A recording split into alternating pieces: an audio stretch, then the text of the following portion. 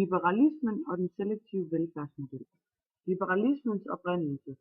Liberalismen opstod i Vesteuropa i 1700-tallet, hvor kongerne havde stor magt over befolkningerne.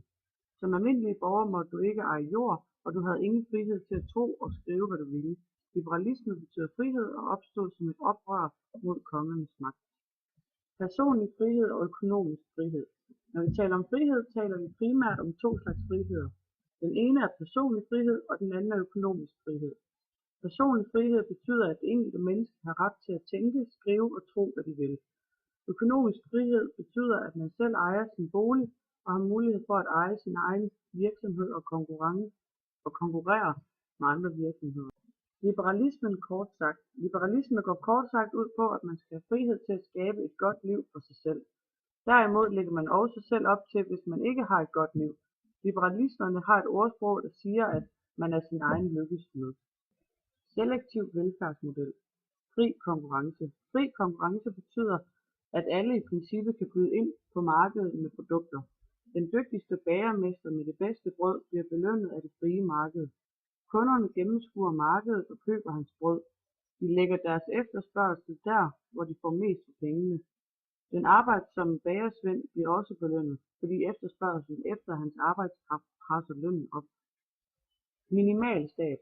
Staten skal spille så lille rolle som muligt, men sikre lov og orden via politiets grænser og domstole samt forsvare landets grænser. Opgaver som for eksempel børnepasning og ældrepleje kan overlades til private. Man betaler selv de velfærdsydelser, man har brug for, men skatten er til gengæld lav. Dem med sygdom eller handicap har ret til offentlig hjælp, men kun hvis ikke familien kan hjælpe. Markedet fordeler velstanden, så vinderne belønnes og taberne må tage sig sammen. Ansvar for eget liv. De liberale vil argumentere med at mennesket er frit og må tage ansvar for sit eget liv. Det er hverken stat eller samfundsskyld, hvis det går en dårligt. Staten pålægger love og regler og ikke mindst skat, som risikerer at blive en sovepude for de fattige. Den eneste undtagelse er, hvis man er ramt af sygdom eller født med et handicap. Dynamiske samfund med stor ulighed. Når den liberale velfærdsmodel nævnes, tænker man på USA og andre lande som England, New Zealand og Australien, der er også inspireret af modellen. Resultatet er dynamiske samfund med et højt BNP per indbygger, men det er også samfund med stor ulighed, hvor forskellen mellem de rigeste og fattigste er til at få øje på.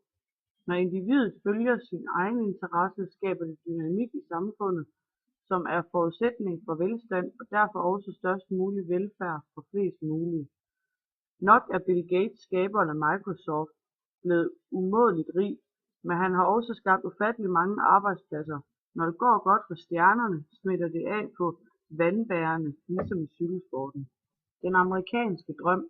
Man taler om den amerikanske drøm, milliardæren, der starter som avisdreng og ender i chefkontoret på en af Manhattans skyskrabere.